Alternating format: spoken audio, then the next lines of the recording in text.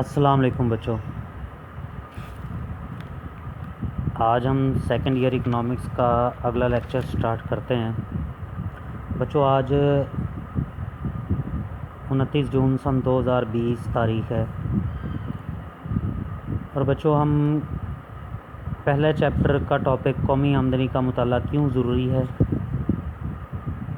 या कौमी आमदनी के मुताले की अहमियत क्या है, इसे हम स्टडी कर रहे थे। और फिर हमने इसमें मैंने आप लोगों को बताया था कि कौमी आमदनी की 3 तारीफ़ें करेंगे। डॉक्टर अल्फ्रेड मार्शल की तारीफ़, प्रोफेसर फ़िशर की तारीफ़ और बेहतरीन तारीफ़। अगर तीनों तारीफ़ें ना भी कर सकें तो बेहतरीन तारीफ़ कम अज़ कम ज़रूर लिखनी है हमने इस लॉन्ग क्वेश्चन को स्टार्ट करने से पहले। उसके बाद बच्चों फिर हमने इसमें कुछ चीज़ों को स्टडी किया था कि कौमी आमदनी का मुताला क्यों ज़रूरी होता है। इसका अंदाज़ा दर्ज़ेल अमूर से लगाया जाता है। नंबर 1 माशी तरक्की की रफ़्तार का जायज़ा, नंबर 2 मुल्क की माशी हैसियत का अंदाज़ा, नंबर 3 मईशत के मुख्तलिफ़ शोबों की निस्बती अहमियत का अंदाज़ा कौमी आमदनी के मुताले से होता है। ज़राए माश के मुतल्लिक़ मालूमात भी कौमी आमदनी के मुताले से ही होती हैं। कौमी आमदनी का मुताला करते हैं तो हमें पता चलता है कि मुल्क के लोग कितना अपनी आमदनी का कितना हिस्सा सर्व करते हैं, कितना बचा लेते हैं और फिर वो बचाई रकूमात कितनी सरमायाकारी में लगाते हैं। फिर हमने अफरात ज़र और तफरीत ज़र के बारे में भी हमें मालूमात कौमी आमदनी के मुताले से ही मिलती हैं। फिर नंबर 7 पर हमने स्टडी किया था कि कौमी आमदनी का मुताला माशी पॉलिसियाँ बनाने में मददगार साबित होता है और क्योंकि उसी पर डिपेंड करता है कि हमने आगे क्या प्लानिंग करनी है, माशी पॉलिसियाँ क्या बनानी है और नए टैक्स लगाने हैं। अपने ज़राए आमदनी को अगर हुकूमत बढ़ाना चाहती है तो फिर नए टैक्स लगाने हैं, कर्ज़ा लेना है या नए नोट छापने हैं। इसके अलावा माशी मनसूबाबंदी भी उसी वक्त की जाती है, इकनॉमिक प्लानिंग, जब कौमी आमदनी के तखमीने दुरुस्त साबित हों। बैरूनी कर्ज़ों और इमदाद का हसूल भी उसी वक्त मुमकिन होता है, यानी IMF, world bank, Asian development bank और दीगर एजेंसियाँ या दीगर तरक्की याफ्ता ममालिक उस सूरत में तरक्की पज़ीर ममालिक को कर्ज़ा देते हैं जब वो देखते हैं कि उस मुल्क में माशी तरक्की हो रही है, उसकी कौमी आमदनी बढ़ रही है या कम हो रही है। तो अगर हर साल बतदरीज कौमी आमदनी में इजाफ़ा हो रहा हो, यानी अशिया और खिदमात की मिकदार बढ़ रही हो, तो फिर इसका मतलब होता है कि माशी तरक्की वो मुल्क कर रहा है और फिर उसे कर्ज़े भी आसानी से, इमदाद भी आसानी से मिल जाती है। बच्चों फिर नंबर 10 पर आज हम डिस्कस करेंगे मेयार ज़िंदगी का अंदाज़ा। तो बच्चों लोगों के, मुल्क के अवाम या मुल्क के लोगों के मेयार ज़िंदगी का अंदाज़ा भी उसी वक्त होता है जब कौमी आमदनी हमें मालूम होती है और हम कौमी आमदनी से फ़ीकस आमदनी मालूम करते हैं। यानी कुल कौमी आमदनी को कुल आबादी पर तकसीम कर दें तो हमें पता चल जाएगा कि एक शख्स की आमदनी कितनी है, फ़ीकस आमदनी कितनी है। और फ़ीकस आमदनी किसी भी मुल्क के मेयार ज़िंदगी की अक्कासी करती है, यानी लिविंग स्टैंडर्ड उस मुल्क के लोगों का ज़ाहिर करती है। तो बच्चों मैं आप लोगों को बताता चलूँ कि पाकिस्तान की फ़ीकस सालाना आमदनी डॉलर के लिहाज से दुनिया के तरक्की याफ्ता ममालिक के मुकाबले में बहुत कम है। इसलिए पाकिस्तान के लोगों का मेयार ज़िंदगी भी कम है, यानी पाकिस्तानी लोग घटिया अशिया का इस्तेमाल करते हैं। हमारे यहाँ जारी कीमतों पर अगर देखा जाए तो फ़ीकस सालाना आमदनी तकरीबन 1640 अमेरिकी डॉलर सालाना है, जो कि दुनिया के दीगर तरक्की याफ्ता ममालिक के मुकाबले में बहुत कम है। और मैंने इस हवाले से पहले भी आप लोगों को बताया कि अगर हम अमेरिका के साथ मुकाबला करें तो अमेरिका के एक शख्स की सालाना आमदनी तकरीबन 54,000 अमेरिकी डॉलर से ज़ायद बनती है, जबकि सिंगापुर की 78,000 अमेरिकी डॉलर से भी ज़्यादा बनती है। एक शख्स की आमदनी सालाना, यानी एक शख्स साल में 78,000 अमेरिकी डॉलर इस्तेमाल कर सकता है सिंगापुर का। अमेरिका का 54,000 अमेरिकी डॉलर जो है वो इस्तेमाल कर सकता है एक साल के अरसे में। तो वो, और जबकि पाकिस्तान के अंदर 1,640 अमेरिकी डॉलर सिर्फ़ एक शख्स इस्तेमाल कर सकता है। इसलिए दुनिया के तरक्की याफ्ता ममालिक दुनिया की बेहतरीन अशिया का इस्तेमाल करते हैं, आला अशिया का इस्तेमाल करते हैं, इसलिए उनका लिविंग स्टैंडर्ड भी हाई है, उनका मेयार ज़िंदगी बुलंद है, जबकि पाकिस्तान के लोगों का मेयार ज़िंदगी पस्त है। बच्चों यहाँ पर मैं आप लोगों को बताता चलूँ, आगे 11वां पॉइंट है बैनुल अक़वामी अहमियत होती है। तो बच्चों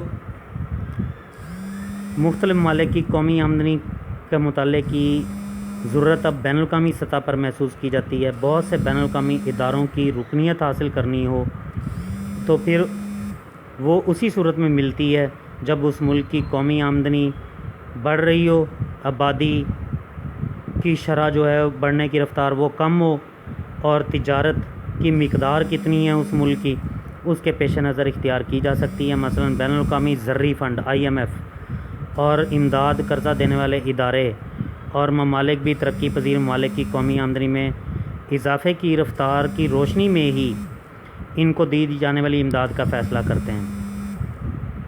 तो बच्चों कौमी आमदनी का मुताला बहुत ज़रूरी होता है बैनुल अक़वामी इदारों की रुकनियत हासिल करने के लिए भी और कर्ज़ा और इमदाद लेने के लिए भी। तो बच्चों नंबर 12 पर हम स्टडी करेंगे बजट की तश्कील। तो कौमी आमदनी का मुताला बजट की तश्कील में बड़ी मदद देता है हुकूमत को कौमी आमदनी के मुताले से पता चलता है कि कौमी आमदनी किन ज़राए से हासिल होती है, यानी ज़राअत का कितना हिस्सा है, सनत का कितना हिस्सा है, मादनियात का कितना हिस्सा है, जंगलात नबातात हैवानात का कौमी आमदनी में कितना हिस्सा है, खिदमात का कितना हिस्सा है। और इसी तरह से इस तरह हुकूमत को अपनी आमदनी और ख़र्च को किस तरह तरतीब देना चाहिए ताकि उनमें हम मांगी पैदा हो सके और वो माशी तरक्की की रफ़्तार को तेज़ किस तरह से कर सकती है, उसके लिए मनसूबाबंदी कर सके, बजट बना सके। तो बच्चों बजट के अंदर भी अगर आम शख्स का देखा जाए या हुकूमत का देखा जाए तो उस बजट के अंदर तफसील होती है कि सालाना आमदनी कितनी हासिल करनी है, सालाना अखराजात कितने होंगे।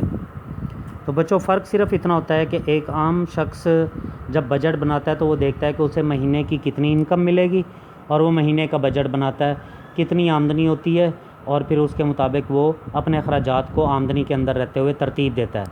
जबकि किसी मुल्क का जब बजट तैयार करता है, कोई मुल्क अपना बजट तैयार करता है तो सबसे पहले वो अपने अखराजात को देखता है कि वो अपने मुलाजमों को कितनी तनख्वाहें देगा, हस्पतालों पर कितना खर्च करेगा, तालीमी इदारों पर कितना खर्च करेगा, डैमों पर कितना खर्च करेगा, सड़कों पर कितना खर्च करेगा, इस तरह दीगर कई अशिया पर वो अपने अखराजात को तरतीब देता है। इसके अलावा तरक्याती प्रोग्रामों पर कितना खर्च करना है तो पहले अपने अखराजात को तरतीब देता है। फिर वो देखता है कि पिछले साल टैक्सों से कितनी आमदनी हासिल हुई थी, अगर अखराजात ज़्यादा हों, आमदनी टैक्सों से कम हासिल हो तो फिर वो नए टैक्स लगा देती गवर्नमेंट और उन अखराजात को पूरा करने की कोशिश करती है, या फिर पहले से मौजूद टैक्सों की शरह में इजाफ़ा करती है या फिर नए टैक्स लगा देती है नई अशिया पर। तो बच्चों नंबर 13 पर हम डिस्कस करेंगे माशी मसाइल के मुतल्लिक़ मालूमात मिलती है। कौमी आमदनी के मुताले से पता चलता है कि कौन से मुल्क के शोबे यानी ज़राअत का शोबा, सनत का शोबा और दीगर शोबे जो हैं वो कहाँ पर जो है ड्रॉबैक है कि कौन से मसाइल किस शोबे में हैं। तो हमें कौमी आमदनी के मुताले से पता चलता है कि ज़रूरी शोबा हमारा पसमानदा है, उसकी पैदावार कम है, उसकी क्या वजूहात हैं, उसे किस तरह मुतहर्रिक बनाया जा सकता है, आबादी के क्या मसाइल हैं और इससे किस तरह कंट्रोल कर सकते हैं। ये सारा कौमी आमदनी के मुताले से ही इन माशी मसाइल को समझने में, हल करने में मदद मिलती है। बच्चों 14 नंबर पर हम तवाज़ुन अदायगी का अंदाज़ा देखते हैं। बैलेंस ऑफ ट्रेड को देखेंगे, बैलेंस ऑफ पेमेंट को देखेंगे। तो देखा जाता है कि बरामदात, अगर किसी मुल्क की बरामदात की मालियत ज़्यादा है, यानी जो अशिया हम बाहर भेजते हैं उनकी मालियत ज़्यादा हो, जो अशिया बाहर से मंगवाते हैं उनकी मालियत कम हो, तो फिर कौमी आमदनी में हमारे इजाफ़ा होगा। लेकिन अगर हमारे जो अशिया हम बाहर भेजते हैं, दूसरे मालिक को बेचते हैं, यानी एक्सपोर्ट करते हैं, बरामद करते हैं, उनकी मालियत कम बनती हो और इम्पोर्ट्स यानी जो अशिया हम बाहर से मंगवाते हैं उनकी मालियत ज़्यादा हो, हमें पेमेंट ज़्यादा करनी पड़ती है, तो फिर हमें नुकसान होता है। क्योंकि इंटरनेशनल ट्रेड डॉलर में होती है, हमने वसूली करनी होती, जो अशिया बाहर बेचते हैं डॉलर में रकम वसूल करते हैं, जो अशिया बाहर से मंगवाते हैं वो भी डॉलर में पेमेंट करनी होती है। तो अगर देखा जाए तो 2018 के अंदर अगर देखा जाए तो पाकिस्तान ने जो अशिया बाहर से मंगवाई थी और पेमेंट करनी थी उनकी, वो 51 अरब डॉलर की थी, और जो पाकिस्तान ने अशिया बाहर बेची उनकी मालियत जो दरामद की, इंपोर्ट की, जो एक्सपोर्ट की बरामद की अशिया उनकी मालियत तकरीबन 18 से 20 अरब डॉलर बनती थी, और ये तकरीबन ऐसे समझ लें कि 30-31 अरब डॉलर का खसारा था एक साल की तिजारत का, जिसे पूरा करने के लिए फिर कर्ज़े लेने पड़ते हैं। तो बच्चों, मैं आज का टॉपिक यहाँ पर ख़त्म करता हूँ। अगला टॉपिक हम नेक्स्ट लेक्चर के अंदर स्टार्ट करेंगे। अल्लाह हाफिज़, अस्सलाम वालेकुम।